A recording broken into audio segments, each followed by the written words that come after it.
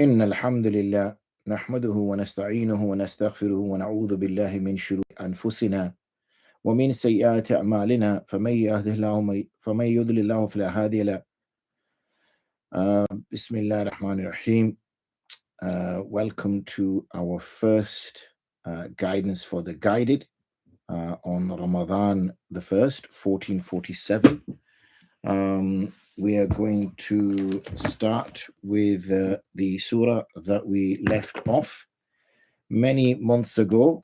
This was back, I think, when I was last in Masjid Umar in Walthamstow. We had just completed the third para, the third juz, on the 9th of April 24. So that's 2 years ago approximately now. We're going to carry on from there, inshallah. So, بعد أعوذ بالله من الشيطان الرجيم بسم الله الرحمن الرحيم لن تنالوا البر حتى تنفقوا مما تحبون. لن تنالوا البر, yani you will never, the lan comes here for emphasizing something, that something which is unachievable, that whatever you will not be able to achieve. What will you not be able to achieve? Tanalul birra. You will not be able to achieve piety, or you'll not be able to achieve greatness or goodness, hatta tunfiqu mimma tuhibbun, until you spend from that which you love. So a few things we can take from here. One is that we can love something other than Allah, and that thing is implying wealth, or something which is mal, yani something which is asset, something which is a thing that we covet and favor. And so until we spend that, whether that be gold, money, real estate, land, whatever it might be, then we're never going to achieve piety until we spend that. And we don't necessarily have to spend all of it, because it mentions mimma tuhibbun, from that which you love. So it doesn't mean that you have to spend all of it. So the surah, the para rather, the juz starts by mentioning, and this was in regards to a particular Sahabi radiallahu anhu, in which he had a garden, Sayyidina Talha radiallahu anhu, in which he had a garden, and this garden was a very highly regarded garden, and he was tested. He was tested to see if his love for Allah subhanahu wa ta'ala, if his love for the Prophet alayhi salatu would supersede and be greater than the love he has for items, possessions. And that's usually a big test, isn't it? When something that we have, something that we possess, something that we want to grow, something that we want to keep, the last thing we want to do is give it away. But as a test, we are told that it is that you have to give away in order to attain piety, that there is no other route to attaining piety, lan tanalul birra, that there is no other way to attain piety except until you spend from that which you love. So whether it's life, we covet life, we love life, whether it's wealth, whether it's our time, whether it's the desires and whims that we have. So we have to spend that, we have to utilize that, we have to use that up. And that's what's referenced here. That a person will not attain piety until he spends from that which he loves, from that which he has great interest and need for. Tuhib, yani hib is a strong word. Hub is something which a person has great affinity to, great association with. وَمَا تُنْفِقُوا مِنْ شَيْءٍ, and you will not spend from anything, فَإِنَّ اللَّهَ بِهِ عَلِيمٌ, except that indeed Allah is knowledgeable of it. So sometimes you see we might spend something, and we may do it secretly, we may do it with intention, and we want favor, we want recognition, we want acknowledgement, we want people to appreciate it, we want people maybe to thank us for it, we may have done somebody a favor, we may have helped somebody out of a difficult situation. So when we spend that, we're thinking, we want that recognition, we want that, now as I said, we're living in a kind of a bit of a narcissistic world with the social media, and every good thing we do, we want to TikTok it or Instagram it or whatever else, so that people can see it. And in reality, It is Allah subhanahu wa ta'ala that is the one that needs to see it. It is not the humans that need to see it, because what happens is when we spend something or do something, and we're trying to win favor with a person, we're trying to get a position, or we want it to be acknowledged, we want people to speak of us, we want people to recognize it, then that's not really doing it for the sake of Allah. That's really doing it for some ulterior motive. So anything we do spend, وَمَا تُنْفِقُوا مِنْ شَيْءٍ فَإِنَّ اللَّهَ بِهِ عَلِيمٌ, that indeed Allah subhanahu wa ta'ala is knowledgeable of it. كُلُّ الطَّعَامِ كَانَ حِلًّا لِبَنِي إِسْرَائِيلَ إِلَّا مَا حَرَّمَ إِسْرَائِيلُ عَلَى نَفْسِهِ مِنْ قَبْلِ أَنْ تُنَزَّلَ تَوْرَاةٌ. وَعَلَيْكُمْ السَّلَامُ وَرَحْمَةُ اللَّهِ. So yeah, obviously we have a live chat going as well. So because this is not necessarily Fiqh Hour, then the live chat will be directly relevant to the verses that I'm sharing with you, so that at least we can share our understandings or ask questions relevant to that. But it's nice to see our esteemed colleague reappear, mashallah, 3 hours later. May Allah bless him, and also the other brother as well. وَكُلُّ طَعَامِ كَانَ حِلًّا لِبَنِي. And this is the nature of the Quran. 1 minute we're talking about a general concept of giving, a general concept of philanthropy, a general concept of true recognition is in the eyes of Allah, a general concept of things which we covet in the world, whether it's children, whether it's wealth, whether it's property, whatever it might be. And the last thing we want to do is give that away. But we're told that, not that you may not, but absolutely, unequivocally, categorically, لَن تَنَالُوا الْبِرَّ, you're not going to attain piety, you're not going to attain a maqam until you spend from that what you love. And it's not that you have to give it all away. مِمَّا تُحِبُّونَ, from that which you love. So, for instance, when a Sahabi was passing away, and he says to the Prophet ﷺ that he wants to give all his wealth in the path of Allah, and he's discouraged from that. In fact, the number that the Prophet ﷺ kind of agrees to is a third, and he says even a third is a lot. So it's not that he says a third, and a third is a lot. It's better that you leave your heirs and your dependents wealthy rather than them having to beg people. So it's not that Allah subhanahu wa ta'ala wants us to kind of sacrifice everything and be left with nothing. Likewise, usually Ramadan is a period when we give zakah.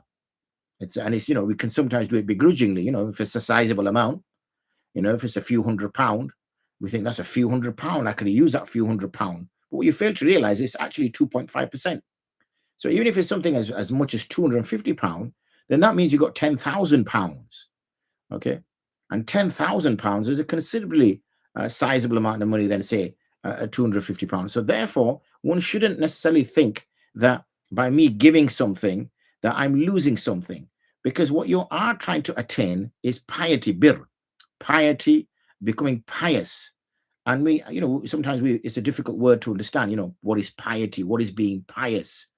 Well, being pious or being, or being of piety is to draw closer to Allah, is to have a relationship in which you have contentment and tranquility in your life, that nothing disturbs you, that you are at ease, you've accepted Allah's plan and you've accepted Allah's decree. He then switches, within a breath, talking now about certain things which were made illegal upon Bani Israel. So Allah subhanahu wa ta'ala mentions that kullu ta'am, all the foods, kana hilla li Bani Israel, they were made legal for Bani Israel. Illa ma harama Israelu ala nafsihi, except what Israel made illegal upon himself. So, this is what does Bani Israel mean? So Israel, Isra, if you notice the word Il is mentioned in numerous names, Mikael, Jibrail, Israel, Israfil, and you see this Il at the end. And Il here is in reference to Allah, okay?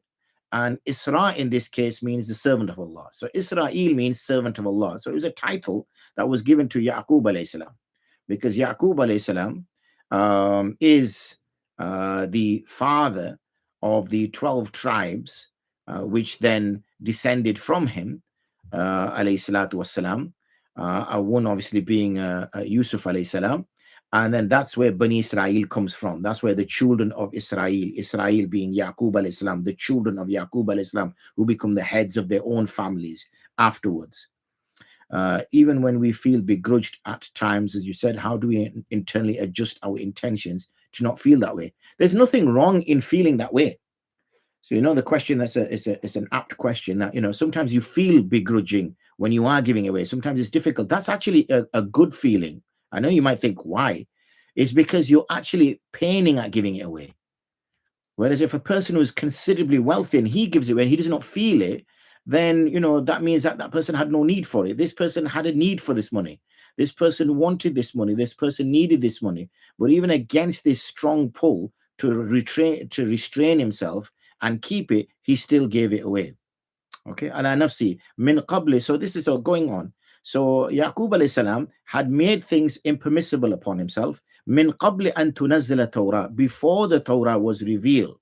Okay, and one such thing that he had made impermissible was that Yaqub alayhi salam had a problem with his feet. Okay, when he used to eat camel meat in particular, or when he ate other types of foods.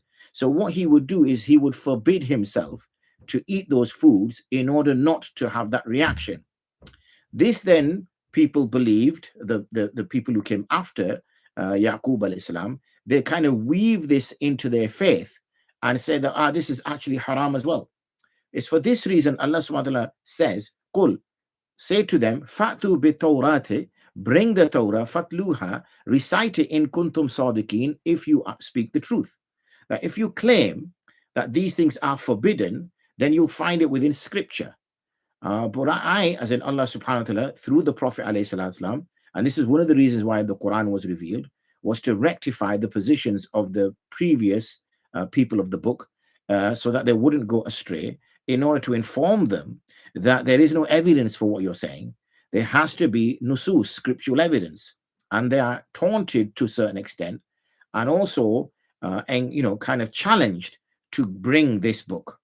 فَمَنِ افْتَرَى عَلَى اللَّهِ الْكَذِبَ مِنْ بَعْدِ ذَلِكَ فَأُولَٰئِكَ هُمُ الظَّالِمُونَ. And if they were to fabricate, or if they were to invent against Allah subhanahu wa ta'ala a lie after that, then they are the zalimun, oppressors. Meaning, if even after I have spoken through the Prophet alayhi salatu that explained to, in this case would have been the Jewish community, explained to them that there is no evidence for what you claim that has been made forbidden in the Torah. This was something, for your clarification, this was something that Yaqub alayhi salam made illegal upon himself through his own choice, and there is no evidence for it. If there was, then bring the Torah, find it within there that these things have been prohibited by me, and you won't find it. But if somebody then fabricates, because Allah subhanahu wa ta'ala said here, فَمَنِ افْتَرَى عَلَى اللَّهِ الْكَذِبَ, even after that, if somebody was to fabricate against Allah subhanahu wa ta'ala something, then they are the oppressors, meaning that there will be insertions and additions to the Torah, which will become the Talmud, which will become the Old Testament for the Christians, in which there are additions and there are fabrications, which is why we don't refer to them as the Torah anymore, because it no longer retains its original form. There's been additions, deletions, insertions afterwards, for the very reason because humans intervened in the Sharia, or the Sharia of the day, because they found it difficult, because they found it challenged their whims, desires, it challenged their ways, and therefore they wanted to behave in a manner of their own choosing, following their whims and desires, and this did not permit it. قُلْ صَدَقَ اللَّهُ, say Allah subhanahu wa ta'ala speaks the truth. فَاتَّبِعُوا مِلَّةَ إِبْرَاهِيمَ حَنِيفًا, so follow the millah, the faith, the religion of Ibrahim, who was Hanifa, who was upright, who did not deviate, who did not go astray, who was not crooked, who did not kind of try to find loopholes or try to find ways out. That was the faith of Ibrahim alayhi salam. And this Hunafa, or Hanifa as it's referred to, this is not referring to the Hanafi legal school before we get too excited. This is in direct reference to the uprightness, the soundness, the validity.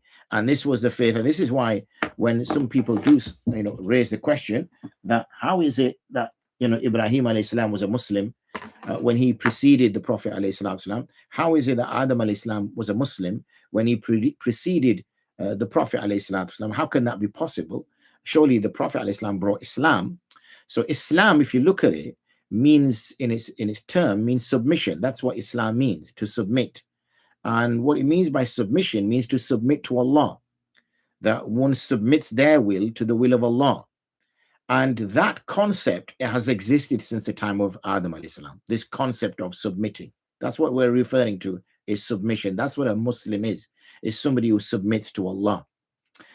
Also, what is a standard from Adam alayhi salam up to the Prophet alayhi salatu wasalam is tawheed, is monotheism, is the oneness of Allah, and not to share partners in either his essence or his attributes. So we don't say that there is, godness or godliness in another human or in another thing.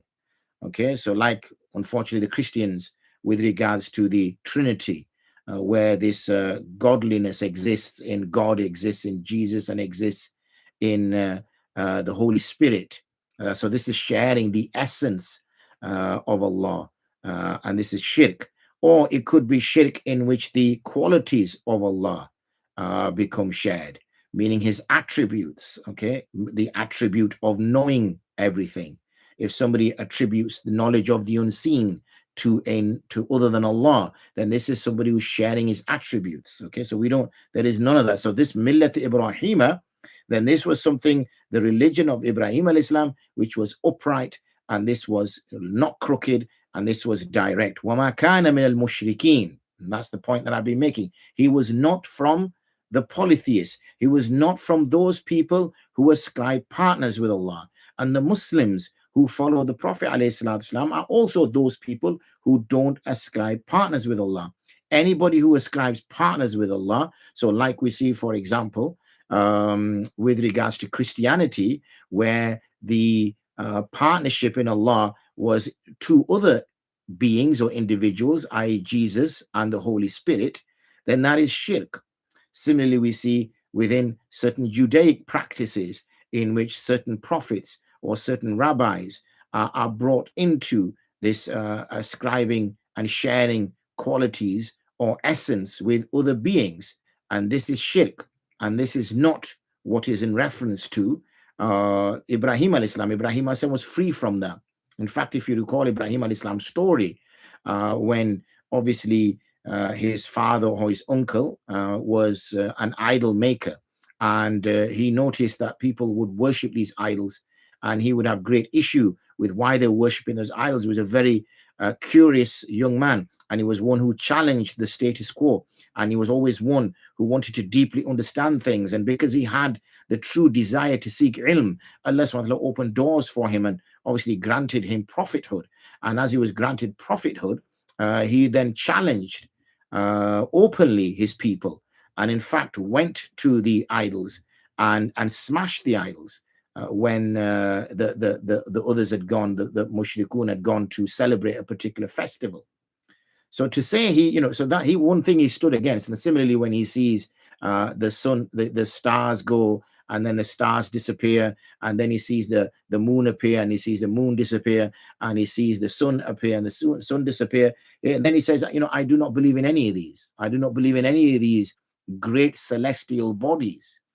For us now, looking at the sun and the moon and the stars is no kind of big, it doesn't really affect us because we see so much on the world. But imagine where there was no artificial light on the world, except obviously if you burnt some fire. So it's absolute dark on the planet. There's no artificial lighting. There's not a single satellite in the sky. And all you've got is this huge moon and the moonlight coming down across the desert. You would be in awe of that. And imagine being able to see the stars as they are in the sky. Again, you would be in great awe. It's just unfortunately now, because of there's so much artificial light, we're not in awe of the sky, of the night sky. I guess you'd really feel it if you went out into space, but you may need a spaceship and a spacesuit for that, which is not easily to come by. What if someone says a prophet is everywhere? Yeah, some people unfortunately do. That would be ascribing godly characteristics, divine characteristics to a human, and that would be sharing the something which is because we don't even omnipotent. We don't go with the view that Allah is everywhere, because that's inappropriate. His knowledge is of all things. It can capture knowledge of all things. We don't add the where to Allah. So we because this is something which is beyond our human intellect to understand that. This is, and this is unfortunate. Yes, some people do, unfortunately, and that's incorrect. And this is where shirk comes. And bear in mind that, Muslims will not be free, or people who profess to be Muslims will not be free from falling into the same traps that the Jewish communities and the Christian communities fell into as well. It's mentioned in a narration, again, which I paraphrase, in that, you will follow the people who came before you, like the way a snake returns back to its hole. And so a companion asked and said, is that the Jews and the Christians you're referring to? He says, well, who else? So it's going to happen. That's just a case it's been prophesized. So you can just see what we talked about. We talked about, attaining true piety. We've talked about the fact of Yaqub alayhi salam. Look at this, we're just on the first page here. We've talked about Yaqub alayhi salam, about what he had made impermissible on himself, and that there's no evidence for this in the Torah. We've talked about Ibrahim alayhi salam and the fact that he wasn't a polytheist, and therefore Christians cannot claim for him to be your patriarchal father. Jews cannot claim to him to be their patriarchal father, because if he is, then they should be following him in the same manner. And finally, we're now going to turn to the first house that was built for the sake of Allah. And doesn't Surah Al-Baqarah also mention that Yahud and Nasara not being pleased with us until we follow them? Absolutely. Absolutely the case. And I think sometimes, we do kind of try a lot or too much in our interfaith work. There's nothing wrong with interfaith work, first of all. We do need to all get along together. We share the planet together. And therefore, we need to all get on with each other. And sometimes having good, open, strong conversations with people is good, because it challenges. I remember years ago, I don't do it as often now, but years ago, I used to have conversations, particularly with Christians, because there's more Christians around than there are, say, Jews. And, you challenge their premises. Not in an aggressive, kind of way, like standing on a soapbox, whatever they're doing, and kind of, waggling your finger in their face, but just in an intellectual conversation. And you just undermine their premises. And you actually, those who are genuine and sincere, they kind of look back and think, actually, you got a fair point. We get that. But unfortunately, nowadays, there's too much interfaith where it's about, we're all one body. Yes, sort of we are. But unfortunately, there's some of us who are on Sirat al-Mustaqim, and there's some of us who aren't. And I think that has to be clear, that we all need to kind of accept that. We would not be doing justice as da'is, as people who are proclaiming Islam, if we would say, we're all right. Inna awwala baytin wudi'a lin-nasi lalladhi bi Bakka mubarakan wa hudan lil alamin. Indeed, the first house which was placed for mankind is that in Bakka. Okay, so this is in Bakka. Mubarakan, it is a blessed place and a guidance for all the worlds. Okay, so Bakka, there's two meanings that are given to it. Bakka, obviously, it also comes from something where it's crying. It's something which brings about tears, something which brings about people to cry, and also it means a place which is people gather around. Okay, so that's another place. So Bakka, I'm sure it doesn't take a rocket scientist amongst you, if we do have rocket scientists currently watching this, to work out this is in reference to Makkah. Wa alaikum salam. So Makkah was the first place built. Obviously, it was built several times over a long period of time. We know, for example, that the angels had built there, Adam alayhi salam had built there. And then when we get to the actual building of Ibrahim alayhi salam, and Ibrahim alayhi salam, when he built it, then it was built with rocks. Okay, there was no cement or nice bricks or something like that. He took large boulders to place the size of camel humps, to place at the base of the Kaaba. Okay, this was placed at the base of the Kaaba, and then on top of that he piled stones. Now, if you live anywhere near the Dales, which I don't live a million miles away from, and you do go anywhere in where there's countryside, as we call it, you'll see that most of the walls that are built are stone walls. Okay, basically, stone on top of each other, not necessarily, any cement or anything holding them together. That was the basic form of building. And so when Ibrahim alayhi salam built this, he just basically placed rocks on top of each other, and it's approximately head height, man head height, so maybe around 6 foot tall, approximately. And the stones were gathered from around that area. His son Ismail alayhi salatu wasalam helped him, and there was 2 doors, one door to enter in from and one door to exit out of, and there was no roof. So a very basic structure. It included the hatim, it included the hijr, the semicircle. It included that, not all of it, about sort of I'd say maybe 1.5 meters approximately. So it's more like a rectangle or a cuboid, not cuboid, I forgot the word. Not cuboid. What is the rectangle version of a cube? A 3-dimensional rectangle. Oh man, my brain's gone numb. Must be late in the day. I'm sure you'll come up with it.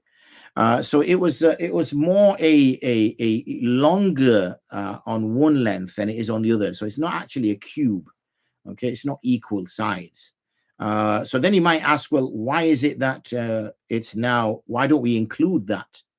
Why don't we include that part in it? Because when you make tawaf, you're not allowed to cut through where the semicircle wall is. You're supposed to go round the semicircle wall. And the reason why you're not allowed to cut through, not that they'll let you anyway, because the police will stop you, but the reason why you're not allowed to cut through is because you'll be missing a full tawaf. Is it oblong? Is oblong the right word? Now you got me curious. What's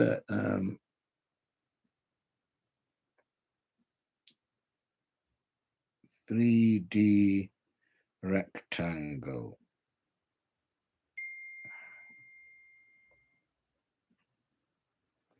3D rectangle name is a rectangular prism or a cuboid. Okay, I was right. I was challenging myself. Rectangular prism or cuboid. Cube, yes. Yeah, I was right, cuboid. Subhanallah. My brain is going numb. I was right all along. I got myself confused because I thought cuboid was cube, but it obviously isn't. So yeah, fine. It's okay. We're all humans. Just shows, look, we can make mistakes. So cuboid. So what was I saying about cuboid? So yes, so originally it was a cuboid shape, but with no roof. So it's not exactly a cuboid, but you get what I'm saying. And there was a door to enter and a door to exit. Okay, and there was a stone placed on there so that Ibrahim alayhi salam could stand, because obviously it's about 6 foot tall. Lifting stones above your head is not easy. So therefore he stood on a rock in order to give him those extra few inches or several inches so that he could place rocks probably around sort of head high, not above his head. And that was it. That was a simple structure. And then what happened was, obviously it's been built subsequently. It's been built several times over the period of time. And one of the companions, radiallahu anhu, the question, so when the Prophet ﷺ took dominion over Mecca, he was asked by Aisha in particular that why aren't you, adding the extra bit? Why aren't you including the extra bit? And he said, because the people are new to the faith. And because they're new to the faith, they won't understand that what's going on here, that, how come the Kaaba is changing? Later, obviously, one of the companions, he did add it to it, and then another individual removed it. And when he removed it as well, then there was a lot of back and forth. And then it's been left there, and nobody has touched it since. I've also heard Adam al-Islam creating the first Kaaba, which then got destroyed in the time of Nuh. I wasn't sure if that was true. Yes, it is true. It is true. Okay. So, inna awwala bayta wudi'a lin-nas. Then obviously the next house that was built was Bayt al-Maqdis, okay, in Al-Quds, called Jerusalem currently. That was the second, and there's 40 years between the building of them.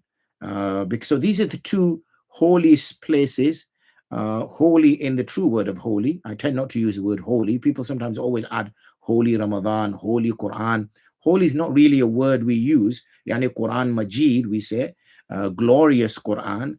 So we use phrases of that nature, but holy is not, because Quds is holy, and we don't really associate Quds to the Quran. So these are the two, very highly regarded pieces of land in which they are blessed.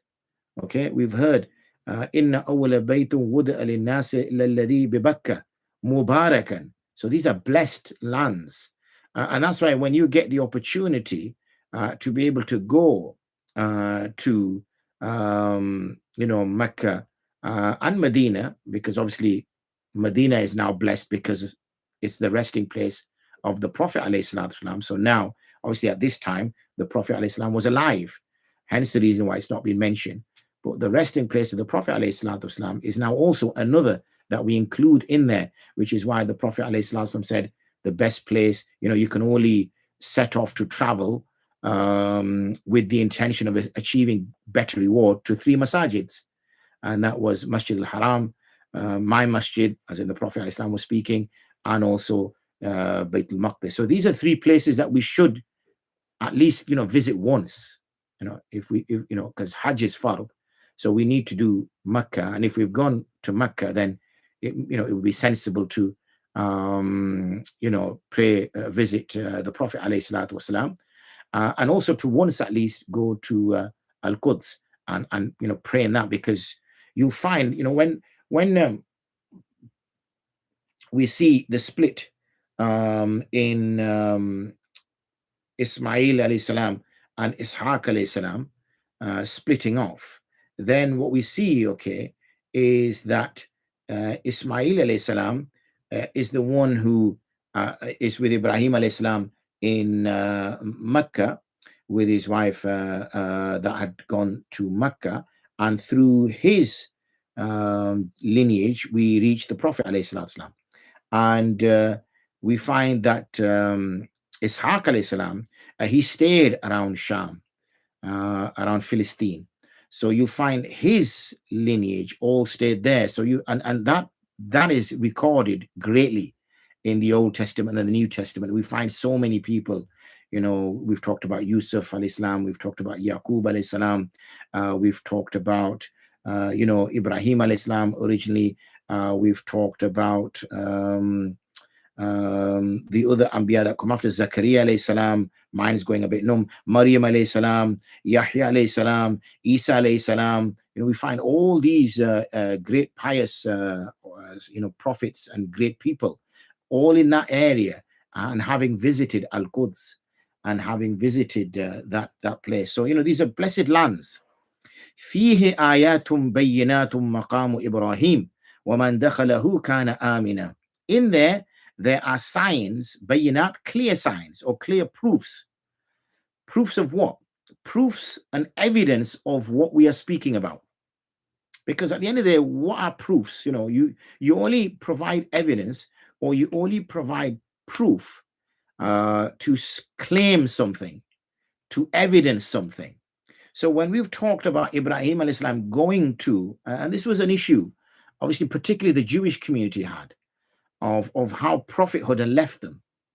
Because as we've said, Ishaq alayhi salam, and through Ishaq alayhi salam, we had Dawood alayhi salam, and there's so many Anbiya that I've probably missed plenty, that have all come through that lineage. And the Jewish community, when we have Musa alayhi salam at the end of it all, the Jewish community have links through that lineage.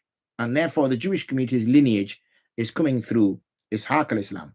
And they really expected that this final prophet that would come would also come from their lineage, their community, their people. And they were waiting for him, and they were making dua for him, and they were calling on him.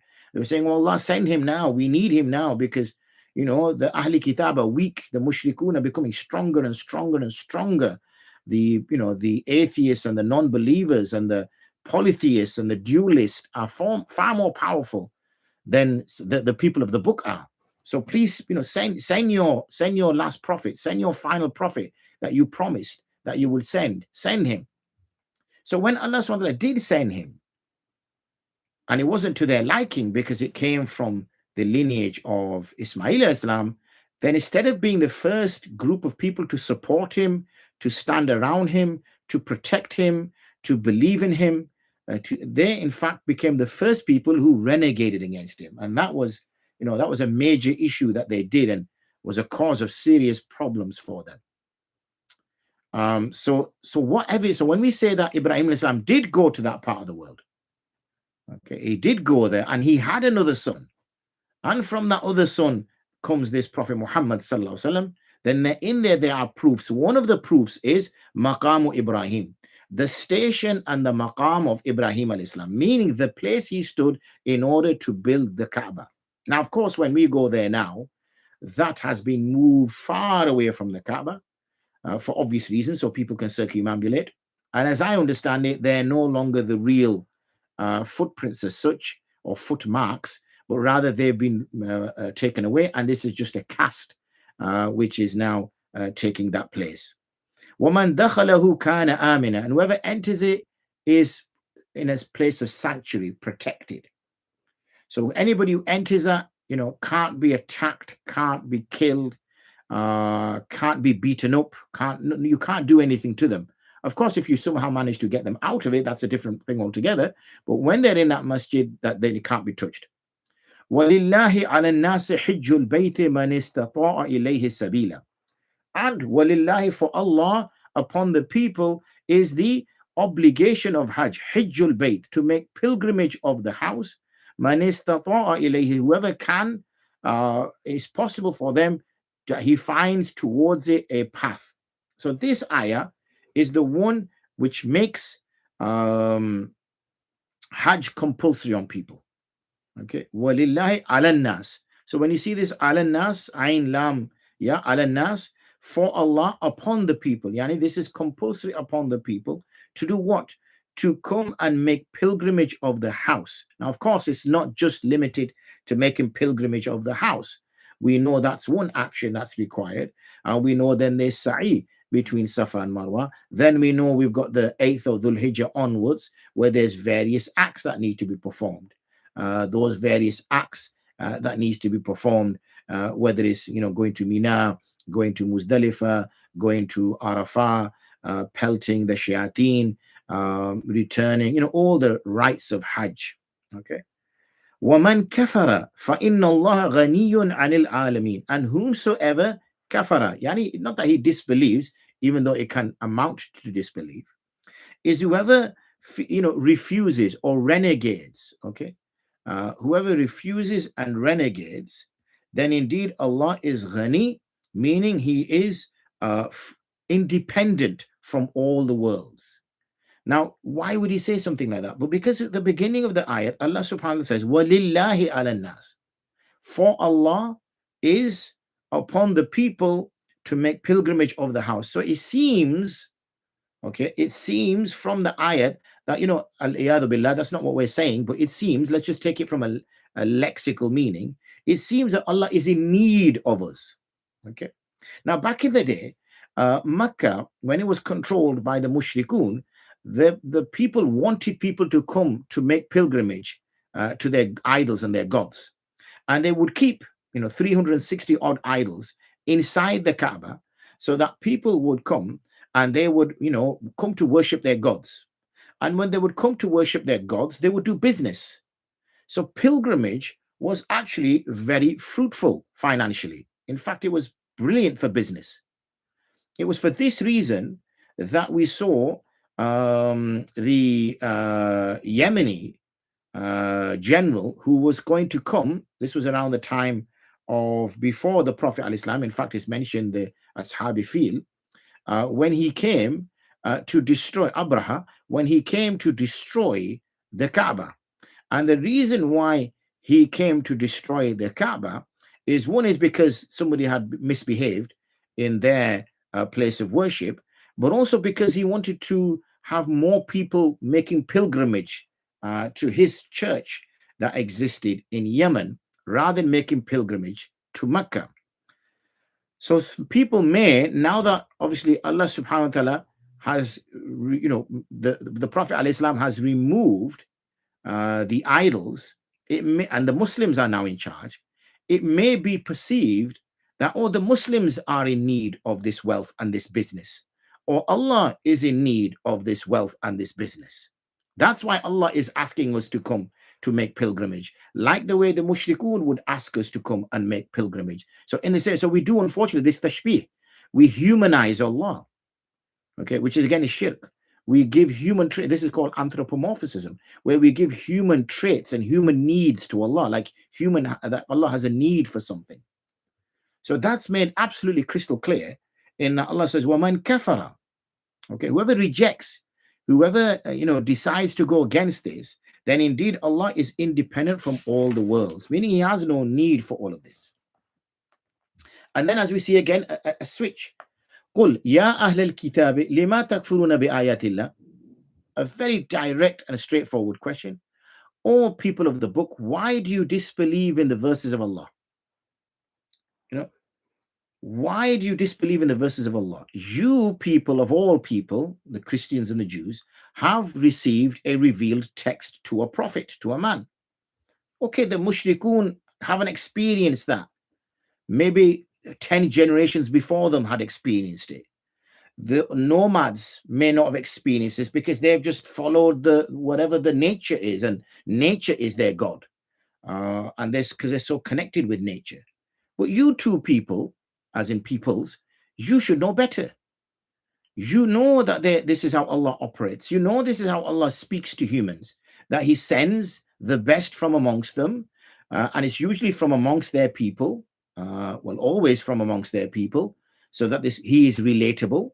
He's always a man, so that He is relatable. He comes from good genealogy. He comes from sound background, meaning he doesn't come from a questionable background. He himself has traits and qualities which are fantastic. He's also highly regarded within his community. They don't see nothing from him which would bring into question his personality or his ambitions. And then he makes a statement that Allah is speaking to him. And he's bringing a revealed text. Did you not get that? Or your forefathers not tell you that this is how Musa alayhi salam was spoken to by an angel, and in the same way a book was revealed? Did you Christians not know that when Isa alayhi salam was spoken to by an angel and a book was given to him? Why are you disbelieving in these verses, and yet you claim that your verses have come from there? If the source is the same, which Allah is saying the source is the same, as it's a repeat pattern, as it's a methodology which is used previously, then for what reason are you denying the verses of Allah? Well, it's a rhetorical question, but it's obvious why. Unfortunately, when we get into human nature, then we become stubborn. Okay, when the truth lies with the other party and it doesn't lie with us, then we become obstinate, we become stubborn, we become, spiting our nose to cutting our nose to spite our face, or something like that.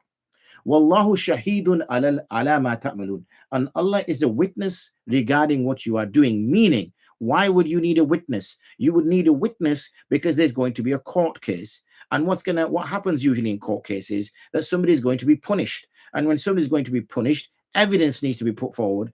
Evidence can come in different forms. One of the key evidences that you find to this day in courts is eyewitness statements, or expert witness statements who are brought onto the dock and who will make. So Allah is saying, I will be that witness against you, because I am the only being that stands outside of time, and I've observed your behavior for the hundreds and thousands of years.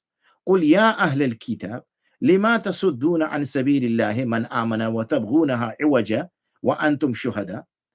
O people of the book, why do you stop?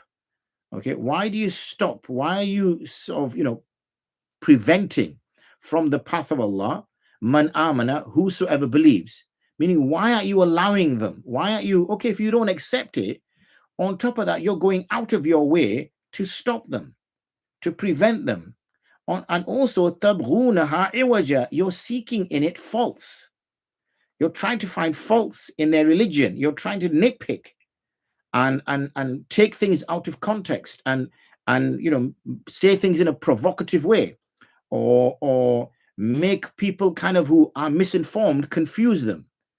And now it's amazing, isn't it, that this ayah is revealed 1400 or so years ago, and right now that's exactly what's going on with the sort of right wing, where, you know, they're throwing heavy questions. Oh, you know, what about your prophet? Is he this? Did he do that?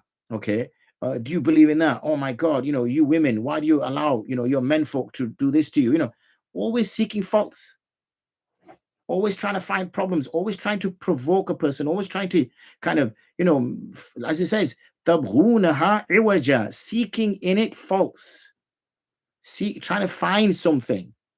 And especially the weak in Iman, or those who are, you know, struggling or anything of that nature, you know, or those who aren't very studious, or those who don't know much about their deen, they become a little bit of a cropper. Okay, they become a little bit of a cropper and they struggle. وَمَا اللَّهُ بِغَافِلٍ عَمَّا تَعْمَلُونَ, and Allah subhanahu wa ta'ala is not unaware regarding what you are doing.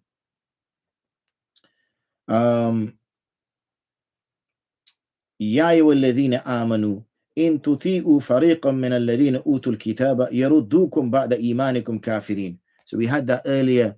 Where was it? And doesn't Surah Al-Baqarah also mention the Yahud and Nazara not being pleased with us until we follow them? Here's another ayah which kind of emphasizes that point. Oh, those of you who believe, إن تطيعوا فريقا من الذين أوتوا الكتاب, if you were to obey a group of those to whom we've given the book, يَرُدُّوكُمْ بَعْدَ إِيمَانِكُمْ كَافِرِينَ, they would return you after your iman into becoming kafir again. Okay. So again, those of us who are involved in interfaith work, this is not for everybody's cup of tea. Okay. This is because anything can be discussed and said. And if you've got already, you're kind of confused about your iman, if you're already unsure about certain things, if already you have doubts, then the last thing you want to do is to start entertaining people who are going to put more doubt and pick more faults, and that's going to confuse you further. And this is not going to be good, because what's going to happen? بعد إيمانكم كافرين وكيف تكفرون وأنتم تتلى عليكم آيات الله وفيكم رسوله. And how can you disbelieve when you are, or when it is recited upon you the verses of Allah, and amongst you is his messenger? Meaning you have less. Obviously this was primarily addressed to the companions, and a question was asked, you know, who has the most faith?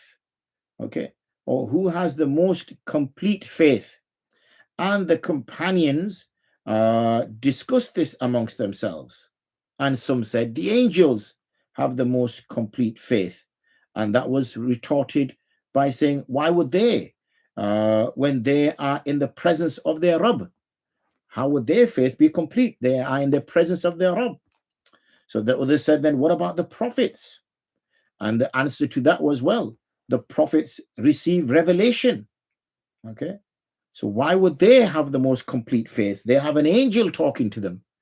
Okay, revelation enters into their heart.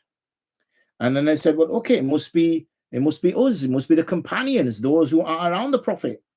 And then it was said to them, why would it be when I'm amongst you and you see revelation come? Rather, this will be for those people who will come after.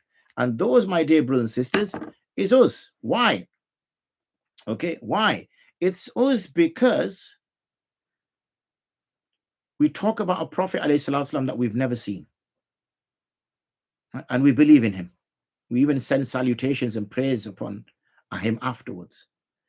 We talk about angels that we have not seen.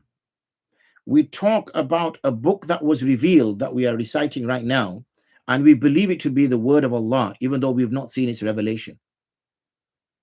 We talk about the companions with so much respect, okay, with so much, you know, giving them so much virtues, and yet we've not seen a single companion. So it's a double-edged sword, isn't it? It's absolutely phenomenal having Iman at this time, so far away from revelation and so close to the end of days. It's an absolute remarkable, it's miraculous, you could go as far as saying. But like I said, it's a double-edged sword. It's a period of confusion. It's a period of the power resting with those who don't believe in a single God. It rests with those who have more atheistic beliefs, or worse still, have beliefs which are devilish, and challenge the pious and the good. So yes, double-edged sword. Okay, but it is also glad tidings for those people who will come considerably after the Prophet ﷺ, that they will have what is considered as great iman, for them to believe in things in that they've never touched, never seen, never heard of, only have taken it through belief alone. وَمَن يَعْتَصِم بِاللَّهِ فَقَدْ هُدِيَ إِلَى صِرَاطٍ مُسْتَقِيمٍ. And whomsoever holds fast and grips, or then molars, okay, to Allah, then indeed he is guided towards the straight path. Now, when the word grip comes, okay, if I hold this piece of paper, I don't need to grip it. I can just hold it with two fingers. Why? Because nobody's going to pull it out of my hand. There's nobody pulling it out of my hand. I don't need, there's no resistance. I could even hold it with one finger. Okay. Why? Because there's no resistance. Nobody's trying to snatch it out of my hand. But Allah subhanahu wa ta'ala uses the word ya'tasim. Ya'tasim means to hold on to like this. Now, the only thing you're going to hold on to like this, and if I held this like this, you'd be thinking, why is Mufti holding that bookmark as though somebody's going to snatch it out of his hands, when the chances are it's going to tear? And that's the thing, is Iman is something which can be snatched. Iman is something that can be yanked out. Islam is something that can be pulled out. So you can't hold Islam like this, okay? Because even a wind, a strong gust of wind could blow it out. What you need to do is hold it firmly, grip onto it firmly, even if you have to get your molars in there, okay? Tie it around your wrist, tie it around your body, tie it around your leg, and hold it. So that if something does pull, then they've got more chance of ripping your arm out of its socket, or squeezing you to death like a like a python rather, or ripping your leg off, than for you to let go of it. But if you hold on to your Iman like this, right, then it's going to go. Now, what's the difference between me holding this with two fingers and me holding this like this? Well, it's the contact points. Okay, the contact points between my two fingers is just the little surface area between my thumb, the top of my thumb, and my finger. That's what's holding it. But when I hold something like this, okay, I know I'm putting one hand on top of the other, but pretend I'm doing it like that. I just want to show you that's why I'm doing it like this. Is that I've got my whole surface area in my hand. And I even says to you, wrap it around your wrist and your arm, wrap it around your torso, wrap it around your leg, increase the surface area, meaning make many contact points with Allah. Don't just rely on one contact point, because that's easy to be pulled out of. Many contact points, and many contact points could be our salah, okay, our fasting, our hajj, our recitation of the Quran, our doing good deeds, our being generous, smiling, helping somebody in an issue of difficulty. All this is that. So this is somebody who is ya'tasim billah, who's holding steadfast, who's holding firm with Allah. Then that person will be guided towards the straight path. Now, I would have started another ruku, but because we've got 6 minutes left before the hour is up, and I wanted to keep it within an hour, I'm going to stop there, inshallah. But we will be back tomorrow, same time from now on, every day, inshallah, 9:45. It's nice and late, so that will mean barakallahu feek. So that will mean that even if our tarawih get pushed back, we'll still make it in ample time. We could have made it a bit earlier, and then every 5-6 days pushed it back 15 minutes. But rather than pushing it back 15 minutes and confusing people, let's just stick our flag in the ground at 9:45. So 9:45 is the time. Gives people plenty of time. Gives sisters as well who are cooking, around to settle down as well, and go on with it. Please do share this video and the other videos with other family members. It's important. Maybe this Ramadan is the Ramadan which changes somebody, because It usually is a Ramadan when a person has a little spiritual change. Tomorrow, inshallah, as you may know, I am part of Andurun Finance. Look into it, andurunfinance.co.uk. And we had a prize offering, which is now closed.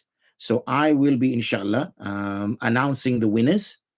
I'm hoping to announce the winners during our live session tomorrow at 9:45. So we'll start off, inshallah, with our live session with the announcing the winners for Andurun Finance. If you want to know a little bit more about it, go to the website and see it there. And once that's done, once we've sorted all the admin out, then we'll come back to carrying on where we've left off, which is now the next ruku, which starts Ya ayyuhalladhina amanu taqullaha haqqa tuqatihi wa la tamutunna illa wa antum muslimun. That's where we will go next, inshallah. We will aim to do at least a ruku, but if there's less conversation, less dialogue, then we'll try to push on beyond. I will just keep an eye on the time and inshallah go likewise. So I'll put my mark there, which is today's date, and that is the 17th, I think, or sorry, 18th of February 26. Okay. Alhamdulillah. So if there's any last 2-3 minutes questions relevant to the tafsir, please. Fiqh hour will be now next Wednesday, so you can keep your fiqh questions written down in your head on the Markaz al-Ifta wal Qāḍī gents or ladies group. Solely today is tafsir only, as will be the case the following 7 days until we reach Wednesday again. Then the next Wednesday session won't be guidance for the guided, but it will be Q&A as we normally do, the al-Ifta. And if we do, finish that quickly and there's some time, we may do some, but that's going to be primarily the goal, inshallah. So if there's nothing else, then allow me to settle for this evening, inshallah, and look forward to seeing you all tomorrow. Again, please do let people know that this is available. It's going live every day. No excuses. You're not even having to go to the masjid. Women don't need to feel that they're missing out on something. And also the fact that it's interactive, people can actually ask things relevant to the verses, seek clarity, whatever. And nothing is a stupid question. Trust me. Any question is of benefit because it's a question that's in your heart that will give you remove doubt and further strengthen your iman. So inshallah, long may this continue. Wa akhiru da'wana and alhamdulillah rabbil alameen. Assalamu alaikum wa rahmatullahi wa barakatuh.